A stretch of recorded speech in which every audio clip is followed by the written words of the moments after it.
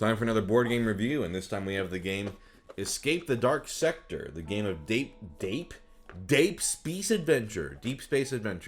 This was sent to me by Themeborne and is designed by Alex Crispin, Thomas Pike, and James Shelton. Escape the Dark Sector is a simple sci-fi adventure game with a focus on atmosphere, storytelling, and player cooperation. Perfect for newcomers to tabletop gaming. Playing as the crew of an impounded starship, you find yourselves confined to the detention block of a vast space station. Using a variety of advanced gear and weaponry, embark on a desperate mission to find your ship and blast your way home. Can you escape the dark? Now, this is like a sort of sequel to Escape the Dark Castle, which I reviewed in episode 65 way back. And I liked that game a lot. But how does this one stack up? Let me show you. So if you've seen my review for Escape the Dark Castle, this game is very similar with some new twists, but basically the premise of the game is you got this sort of book of cards here. It's random each time. There's a whole, stack of other possibilities that can happen, but you're just trying to get to the end, to this final boss, without dying, which is super easy, right? Nope. Each character has their own sort of weaknesses and strengths when it comes to the traits. The three traits are might, cunning, and wisdom. And each character also comes with their own unique die. Each player also starts with a cybernetic implant, like the combat protocol. Once per round of close combat, you may reroll your crew die and choose which result to apply. Weak point analysis. Once per round of close combat, when you roll a double, you may choose to apply any single. Instead, you still block. Now, these don't mean anything to you right now, but basically each character has their own sort of like starting perk. And each person starts with a little medical record. I thought this was really fun, where basically you start at 12 HP, and as you take hits, if you go down to 10, you go like this, go down to 8, let's say go back up to 9, and it'll start to form like a little health monitor thing, like in a hospital. I thought this was a very clever way to track HP. So during the game, you'll be flipping over these cards, and you look at the illustration, which are always very nice, and then you read different text here. I'm not going to go through this entirely because, I think the fun of it is sort of discovering this for yourself. But at the start of the game, you'll also start with a weapon. You could either be a slug pistol or a ray gun. We'll go into this combat a little bit later. And you also start with item cards each. It could be like the power stims. After rolling your crew die before applying the result, you may change the result to might. Now, in this game, there's no turn order. You decide as a group who's turning over the card, and that person represents the you when it's written to in the text as you. You turn it over. And so here, a frantic prisoner sprints towards you. You lose 1 HP, and then you have to decide if you're going to let him through or attack. We'll get into combat in a second. But yeah, the game just sets up these choices for you of how you want to progress through the game. And the game gets progressively harder, starting with level 1 challenges, going to level 2 and onward. And the game ends either if you beat the boss at the end, or if one member of your crew is killed, you lose the game instantly. So it's a tough battle. Every crew member has 4 item slots. So let's say I have a ray gun for this guy. I've got a power stims. And let's say he picks up this fancy battery cannon along the way. This is a 2-slot item, so he is now full. Items always tell you what they do. Some of them are discarded upon use, like med pack, discard to restore 1 HP to all members of the crew, or force field, when you would lose any amount of HP, discard to lose none. You can exchange items between members between chapters, when drawing new items, or when you do the trade action during combat. So let's go into combat with this fella. If you decide to fight him, then you look at the dice required and set those up. So we need 2 might, cunning, and okay. So I'll explain that in a second. So this guy, he needs 2 might, a cunning, and then this symbol here means to roll a die for each player in the game. So if you're playing with 2, you would add 2 more. Looks like they're both wits. In order to beat this guy, you gotta inflict damage to remove all these dice, and then you win. Combat is fought in a series of rounds, repeating until the enemy is defeated or one of the crew members is killed. Each round you must formulate a plan of attack as a crew by selecting and executing one action each.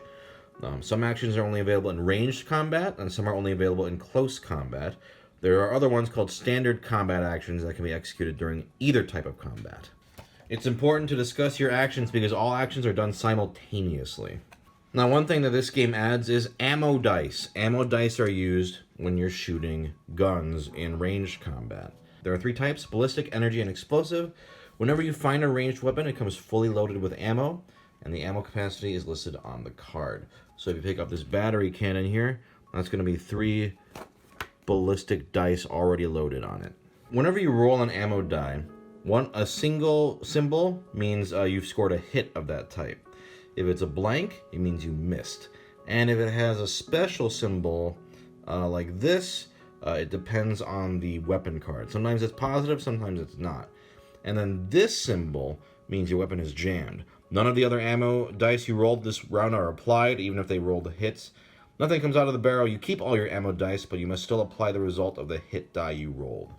So, once combat starts, you have to decide, do you want to do ranged combat or close combat? Sometimes the card makes you go into one or the other, in which case you have no choice. Now, ranged combat can be followed by close combat, but if you start with close combat, you cannot go back, or you cannot revert to ranged combat. So ranged combat can only be the first thing you do if you decide to do it. So let's go into ranged combat. When ranged combat begins, everyone dives into cover, and then they decide to do an action. For an action you can do is shoot. You're trying to, roll your dice and take out as much wounds as you can from the enemy. If nobody picks the shoot action, then you have to go into close combat instead. But otherwise, let's just show you how a roll works for this. You look at the fire rate here. Okay, and that's 3 dice. You also have to roll one of these black hit die. So let's take a look. I'm going to roll them. Oof, that's a terrible roll. Okay, well... Okay, so that roll would have done nothing. Let's try it again. Okay, let's pretend it's this. What you then have to do is you look at the enemy's ammo chart here. These are really effective against this guy. 1 ballistic hit is 2 wounds against this guy.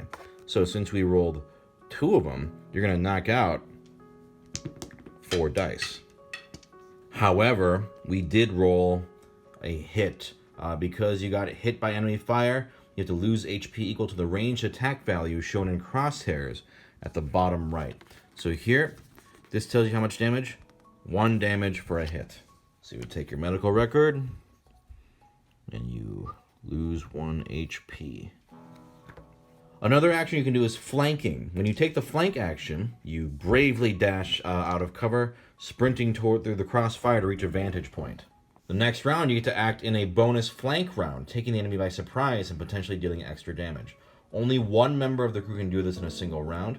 So to take the flank action, you would put your crew member die on the tactical card, and then you will roll a hit die. It's a hit, so you will lose 1 HP as a glancing blow. But it may be worth it because next round you get to have a special bonus flank round where you get to roll on your own. Once everybody's resolved their chosen action, the round ends. If there are chapter dice remaining, which there was 1 left for this guy, and a new round of combat begins. If no player declares the shoot action, then it's time for close combat. So one action you can do is fight. This involves brutal hand-to-hand combat with the enemy. You'll attack, hoping to hit and inflict wounds, and the enemy will attack you in return.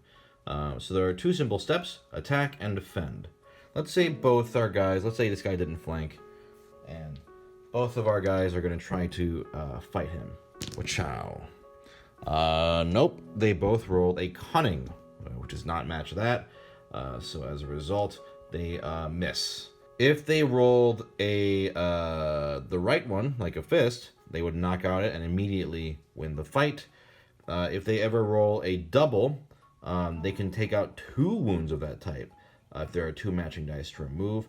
And there's also a shield symbol around those. Those block against attacks. Now, since both our crew members did not successfully defeat the monster or guy, he is going to attack them both for 1 damage. And you just keep continuing combat, rolling those dice until you take out those chapter dice. If you do, for this guy, you'll win 2 item cards at the end. So let's go over that flank round I mentioned before. If you did a flank as an action, during the flank round, that member gets to carry out one of 2 things. They can either shoot, if the attack inflicts a wound, remove an additional chapter die of your choice, and there is no return fire. You don't have to roll a hit die when you do a flank round, which is pretty nice. Or you can do fight. If you fight and inflict a wound, you get to remove an additional chapter die of your choice, and the enemy doesn't do any damage to the crew member. Remember, if you ever choose fight, that means the next round has to be close combat, and you can no longer do any ranged combat for that chapter. Once you resolve the flank attack, this round ends, and then you turn this face down. You can't do this for the rest of the chapter. Here are some other actions you can do. One action you can do is reload. Choose a weapon card in your inventory, take the number and type of ammo dice indicated by the ammo value, and place them back on. You can also activate a drone. Only 1 member of the crew can do this. Place a member on this card here. At the end of the round, you take your die back and restore 1 HP to your crew member. Then you flip this over. The drone is recharging. It cannot be used again for the chapter. If you really need an item from another crew member, you can trade as an action. You can also take cover, which does nothing. After completing a chapter, you flip these back over to make sure they're ready again. And then you can choose to, exchange items, use items, and so on. And then you would flip over the next card. I'll just show you one more card. Here we have a heavy-duty sentry gun. So you can nominate a member of the crew to try to do a cunning roll in 1 attempt, and then a wisdom roll in 2 attempts. And if you succeed, you get 2 item cards. Otherwise, you have to fight the gun. I don't want to show you too many of these cards, because again, part of the fun of this game is discovering what happens as you go. But otherwise, that's pretty much it. Go through the chapter cards, trying to survive, and roll dice to knock out dice for enemies, and that's pretty much the game. So I enjoyed the previous installment, Escape the Dark Castle, a lot, and this one is also a lot of fun. The beautiful, creepy art and the well-written prose is just as good as ever, and it actually feels very different thematically with the jump to space and the introduction of the ranged weapons. It feels, like its own thing, which is nice. One super little clever minor thing I really love is the HP tracker that's set up to look like a vital signs monitor. It's little touches like this that you can tell that the designers were having a really fun time designing all the components and stuff. One of the biggest changes to the game is the introduction of ranged combat, which allows you to fire guns at the starting round of combat, which I was initially wary of because it seemed like they were overcomplicating what I liked about the simplicity in the previous game, but I ended up enjoying this part of combat a lot. It kind of gives the game sort of like a zombicide feel as you're chucking these dice and you're hoping for good rolls to blast the dice. That and being able to roll a miss on the hit die feels nice evasion-wise. It's a fun tactical element that does feel crucial for helping you succeed in a tough fight. The difficulty for the game has definitely ramped up from the original though, since healing is way less frequent in this. With the drone, you can only heal 1 HP for 1 member per chapter. This makes the game significantly harder. Not necessarily in a bad way, but I do wish there was maybe a little more flexibility than that. But for those of you who maybe thought Dark Castle was too easy, this will only be a good thing for you. Overall, it's still really fun to jump back into this system again. I really do think this is one of the best versions of the sort of choose-your-own-adventure style of game. In fact, I think it's way better than the choose-your-own-adventure game. And it has tense dice rolling and decision-making, great atmosphere. I think this is definitely a sequel that is worthy of the original's quality without feeling too repetitive. It adds stuff that I really liked. So, overall, good shit.